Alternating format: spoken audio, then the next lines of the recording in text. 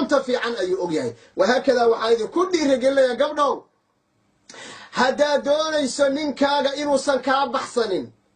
haddee waxaa la doonayaa inaad arrintan fahanto bal halkaas qisada ila dhegaysta cajaa'ibka badan haweenay baa nin meel tuule abay tagtay qisada maantan dhex gelinayaa meel tuule abay tagtay waxay u tagtay nin aad u xigmad badan bay u tagtay laakiin iyadu waxay u haysataa inuu yahay nin saaxir ah oo dadka isjeclaysiiyo oo wax isku sameeya waxay tiri wadaadow waxaan doonayaa inaad ninkayga ijeclaysiiso jacayl aan adduunkaba laga arkin jacayl ay qof dumara ama nin uusan weligii xaas jeclaanin yaan doonayaa inaad ii samayso sixir aad ii samayso ninkiina wuxuu ahaa nin xakiima oo qiimo badan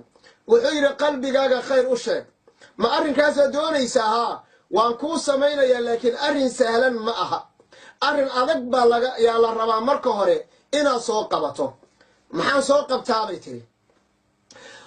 wuxuu ku yidhi libaax baad raadinaysaa kadibna halkiisaa qoorta ah halkaa margiga iyo giirka ah ayaad 10 xaba taqriiban oo timo ah ayaad ka soo jaraysaa kadib aad ii keenaysaa timahaasaa wax kugu habaynaya ayuu ku yidhi gabadhii waxay tiri nacam arrinkaasi waa arrin adag asad iyo libaaxna waa la yaqaan waa libaaxu dadka ayuu cunaaye ma jirtaa fikir kale oo ka fudud oo ka sahlan anigana ujeeddadayda aan ku gaari karo ninkii xakiimkaa wuxuu yidhi maya ujeeddada ugu weyn hadda waa middaa weeye gabadhii way baxday dad bay la tashatay waxay tidhi war arrinkan baa i haystee maxaan samayn karaabay idinla tahay arrinkaas sidee baan ku gaari karaa libaax sidee baan gacanta ugu dhigi karaa dadkii libaaxa iyo noocyadiisa iyo wuxuu jecel yahay iyo wuxuu necab yahay khibradda u lahaa talay siiyeen waxay ku dhaheen libaaxu hadduu gaajoodo waxbuu cunaa khatar weeye libaaxa cunto u samee oo cunto u dhig oo maalin walba neef u soo qal oo ugaadha iyo waxa lamidka u soo dil maalin walba hilibka u tuur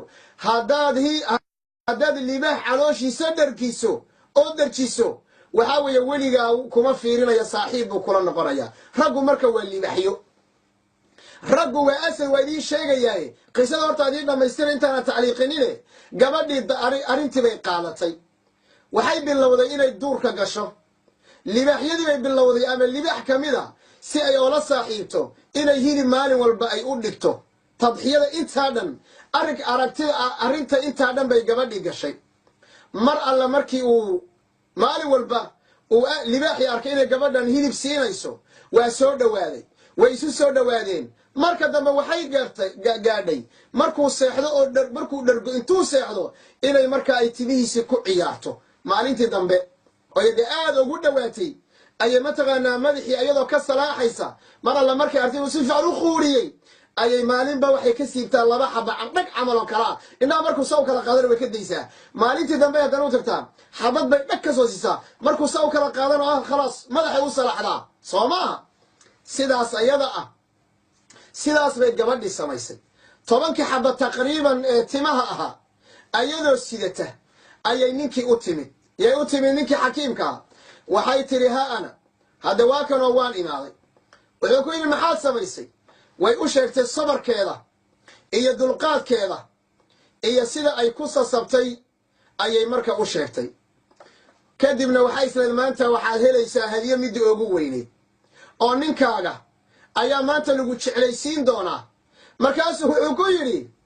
lays ninkaaga yaa amatallah gabadh yahay zawjuki ninkaaga markaan ka hadlayo ninkaaga kama libaaxsano libaaxa kama sharbadno ninkaagu kama sharbadna libaaxa masaasa ninkaagiyo libaaxa yaa shar badan haddii libaaxa shar badan oo cabsi badan ifcalii maca zawjuki mithla maa facaltii maca alasad wuxuu yidhi ninkaaga waxaad ku samaysaa libaaxa wixii aad ku samaysay libaaxa maxaad siisay libaaxa cuntaan ka dhargiye bay tiri haddaba raggu waa libaaxye ninkaad calooshiisa buuxisa meel ooma socdo gabdhow sirtaa qabsada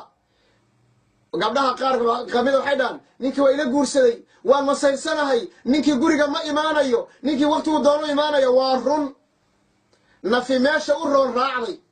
ninku muxuu ka soo dooni guri qaylo iyo buuq ooga soo horeeya gaajo iyo rafaad muxuu ka soo dooni waqtiga jiifku isku soo aadini laakiin ninku hadduu ogaan lahaa guriga waxaa nicmad taalla hadduu ogaan lahaa sidii xoolihiibuu soo insaarixin lahaa hadda insaarixada hadaad fahamtaan waay weelsucu markuu irmaanya wuu soo degdegaa wuu soo ordaa nacam saas ayay raggu usoo insaarixin lahaayeen oy u soo ordi lahaayeen marka horta sirtaa qabsada biidnillahi tabaaraka wa tacaala gabadhu